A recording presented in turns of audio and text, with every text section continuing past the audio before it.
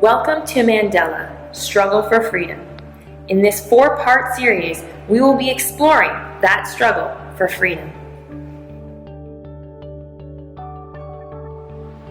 If you joined us for our other videos, you know that Mandela and his contemporaries were working together to end apartheid and to reinstate a democratic government. Peaceful protests were met with violence and legal action, producing no positive change. Resistance resulted in a steady increase of oppression. The government outright banned organizations that fought for Black African rights. Groups like the ANC, the African National Congress, and the PAC, the Pan-African Congress, were made illegal.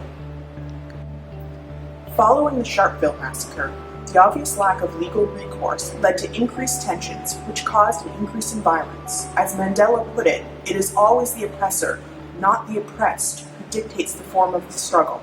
If the oppressor uses violence, the oppressed have no alternative but to respond violently.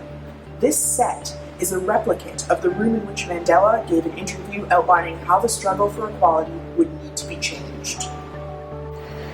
One ANC member, Ruth Mpati, explained the situation by saying, "All the time that the African National Congress was using peaceful means to try to bring change in South Africa, the reaction from the regime was violent. People were shot at peaceful meetings. Thousands of South Africans have died at the hands of police.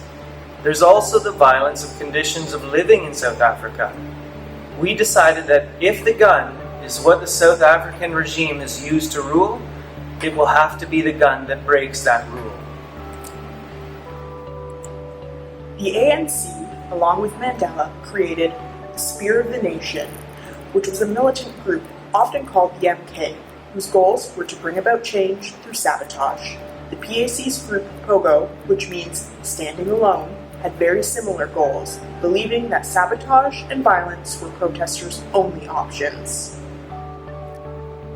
These armed struggles against the government targeted apartheid structures, such as government administration buildings and power stations.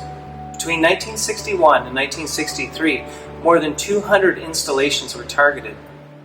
Although many believed the sabotage would not lead to the collapse of the racist state on its own, it was viewed as a starting point to create change. The sabotage campaign stalled when many of the MK leaders, including Mandela, were captured and put on trial for their lives in the Rivonia trial. It was this trial that resulted in Mandela being sentenced to life in prison. Even after the arrest of Black leaders and a stalling of the sabotage campaign, the unrest and violence continued. The Black conscience movement grew in South Africa.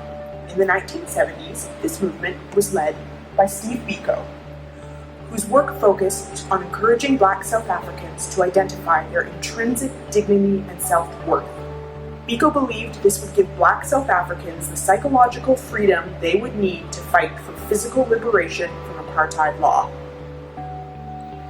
His work, among the work of others, spurred on student-led movements, including the protest in Soweto in 1976.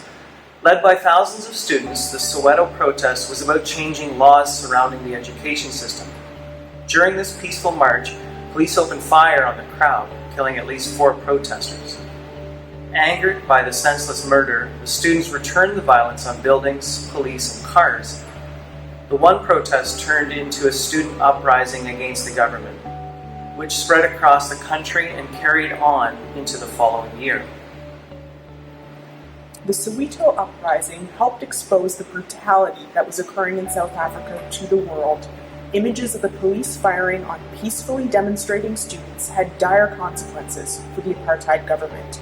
The uprising also proved that students, not just adults, were an essential force in challenging the apartheid regime.